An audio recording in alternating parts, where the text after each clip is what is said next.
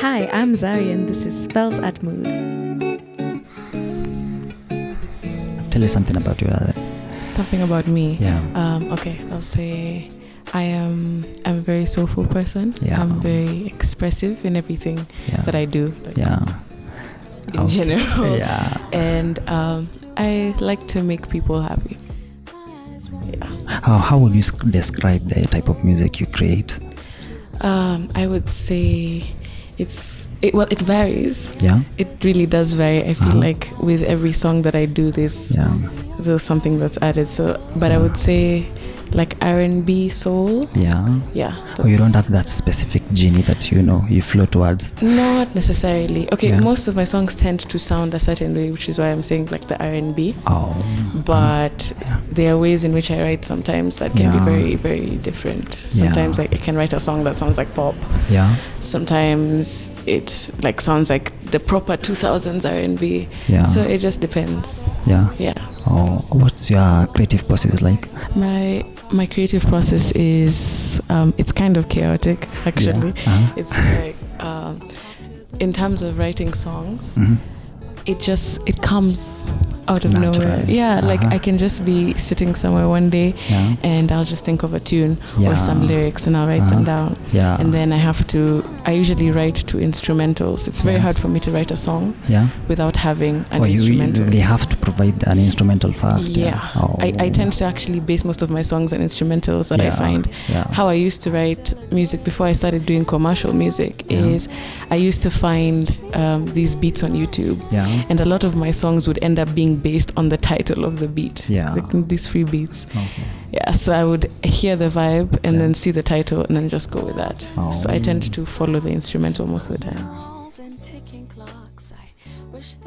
Which artist would you like to collaborate with so that you can grow and all? I think any artist in Iris, honestly, any of the guys that I see coming in and out of here every day, they're all independent artists, yes, but they have such amazing talent that I feel that in order for me to grow my brand, I don't have to go looking for anyone up there. I feel like all the talent is here. Yeah.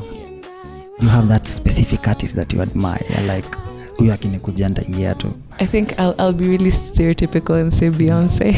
I love Beyonce. Like if anyone was to ask me to open a show for them and I'd say yes, it would be Beyonce. I would say yes. Like that. Queen Bee herself. Exactly.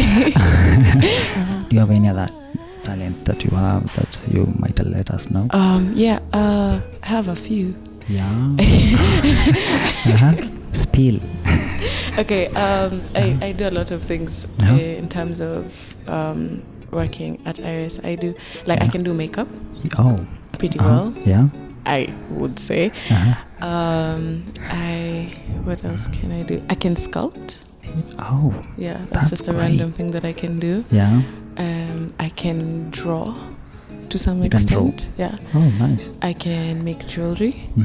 Yeah, basically things like that. They're still arts related. Yeah. But I think one talent that I have that's like a really random talent is like if you tell me something, I will remember what you said forever.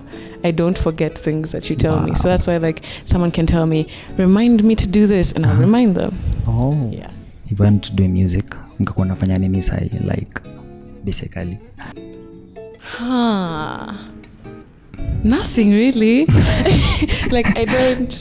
I've never had a backup plan for music. For you, it's just music. Yeah, and I think that's that's something that's very scary in my life.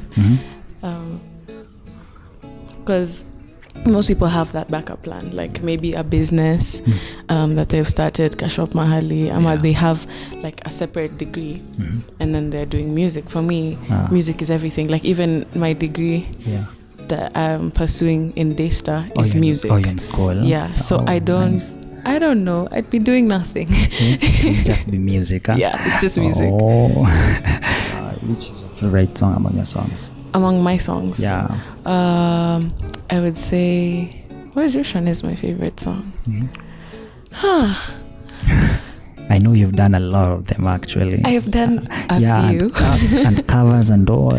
Yeah, but like in terms of my own songs, I feel like I judge my own songs a lot for me to be able to pick a favorite. Yeah. But I'd say, okay, my favorite song would be, there's a song called 6 Feet Deep. Yeah. You know it. You're actually a fan. This is amazing.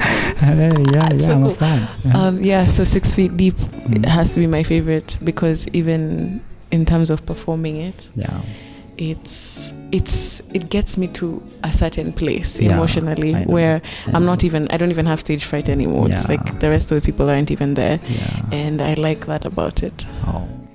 Let's talk about COVID-19 now. That thing has affected me. Oh my God, COVID, go away, go away.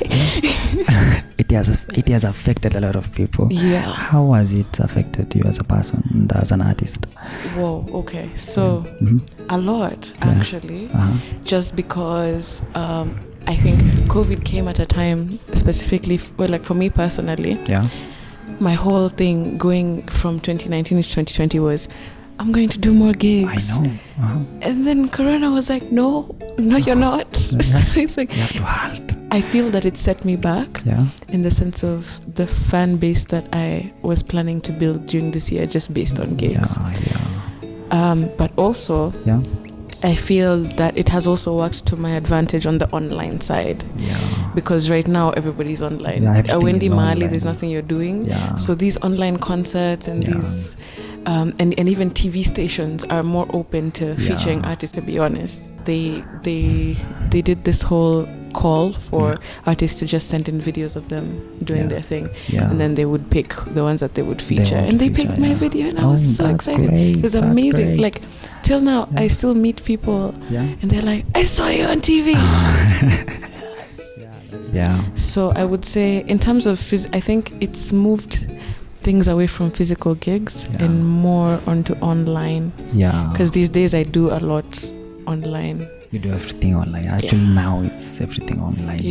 Which that's great. I think is nice because I'm gaining more fans bit by bit just because people keep like finding my Instagram and things like that, and that's really awesome. So that even when I now go on to do gigs, hopefully 2021, please, but hopefully when I start doing gigs now, I'll be able to pull a crowd that would even like if I'm selling tickets, they will buy. You know, because that's what I was lacking in the beginning. People who are willing to invest. And I think that doing things online is bringing those people to me. It's kind of a blessing. Honestly. That's great. How has it affected you as a person? How has it affected me as a person? Well, I was home for a while, and it was very difficult for me because I'm not the kind of person that can just be idle, just sitting in the house watching movies. It's not my style, and I kind of had to adapt that for a while. I had to force myself to actually relax, and I think it was good in the end because at this point in the year I feel like I'm pretty well rested for all the plans that I had for my music, for everything, that I feel like I can now actually go after them and not burn out, because I think I was in a space before Corona where I was actually going to burn out. I just didn't know it. I was pushing so hard, but you know, you yourself don't realize how much you need to rest, but I think Corona forced me to rest. It forced me to understand the importance of resting. And I hope as you work on your vocals and all. Like I hope to be able to remember that. Which is the worst advice you've gotten from someone? The worst advice I've gotten. The worst one. Ile hata unaona isiwezi make it. That I was told that by a person once that I have to change my sound to fit into what's being played on radio, because what's being played on radio right now it's gengeton. It's Kenyan Airways. It's all about it's more hype music, which there's nothing wrong with that. Like it's cool. But because there's no diversity of anything else, playing on the radio. I was told, if you want to get somewhere, if you want to be known, you have to change your sound. You have to do something more mainstream. And then maybe now later, after you've gotten famous, you can do what you wanted to do. And I actually thought of following that advice, to be honest. But then I realized that I actually couldn't. You can't force yourself to do something that you don't know how to do. I don't know how to do gengeton. I don't know. I can't even begin to understand where to go with that. So I just realized there's no point of forcing myself to be someone that I am not. And I have learned from experience that it doesn't matter. There will always be people who will like what you do, who will like your specific uniqueness of what you're doing. There's no need to be like the rest, because then you kind of fade into them. And when they are forgotten, so will you. You'll go with the trend. And I'm not a trend follower. I'm very bad at it, actually. You want to do your own sound, your own right thing. Partly that, but also just literally that I'm bad at trends, in the sense that I never know when they're happening. I'm never up to date with these things. I always find out late. And half of them I kind of have no interest in. So I'm like, why should I can't do bother. So it's very hard for me to even keep up with things that are trending on Twitter. I can't. You could ask me, I don't know what's trending on Twitter. You don't? Have no idea. So because of that, I'm just like, it's not for me. I feel like we have this thing of glorifying music from other places when we have the same here within our country. We just don't promote it. And it's a shame, because it causes, what happens with that is, if you want to be known, let's say, again, using R&B as an example, because that's where I'm sticking with today. You would have to go, there's this long way around that you have to go now. Instead of just, you put out your music, you have your fan base builds, you go, and then you're on radio, which should be the normal way that it goes. Instead, you have to now start by, you make your music and then you sell it outside. You sell it on Spotify and on iTunes for people out of the country, out of the continent to consume. Then if they like it, it comes back around to our radio stations. And that doesn't make sense.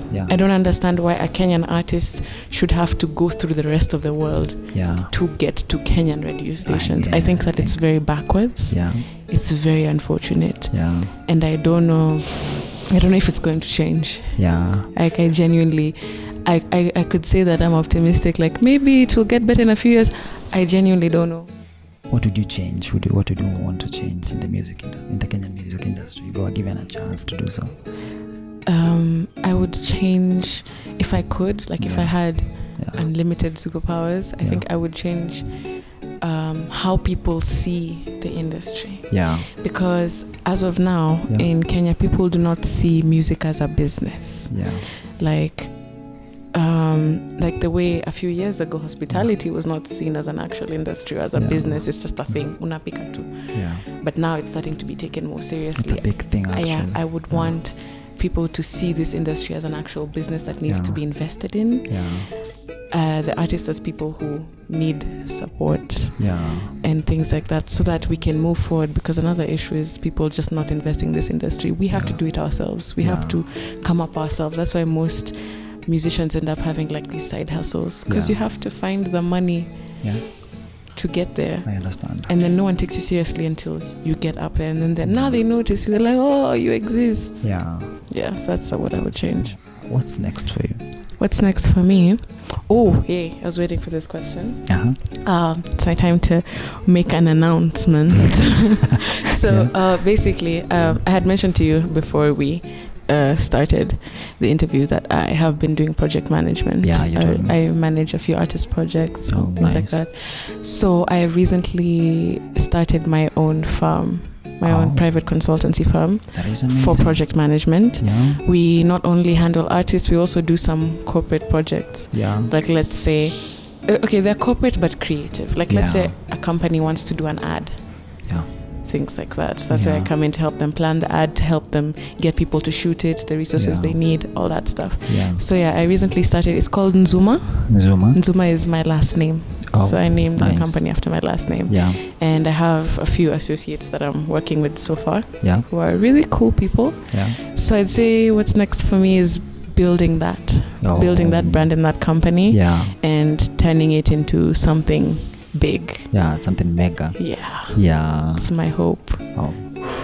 We pray that it gets there too. Thank you very much. Yeah. And where would your fans get you? The social media handles, from YouTube to Facebook to Instagram. Okay, so my Instagram is Zarhie. That's ZA.RHIE. Yeah. And that spelling, it's the same everywhere else. Oh, from Facebook to YouTube. From Facebook to Twitter to all the things. It's just Zarhie. ZARHIE. Yeah. Okay. We're glad to have this interview with you. It's a pleasure. It was nice. Thank you so much for coming. Anytime. I really enjoyed the interview, and thank you so much for the opportunity to be featured on your platform. You guys keep doing what you're doing. Keep helping us. Thank you. Little guys. Yeah, that's what. No, you can't just call yourself little. You're the reason why we are here anyway. I'm very grateful.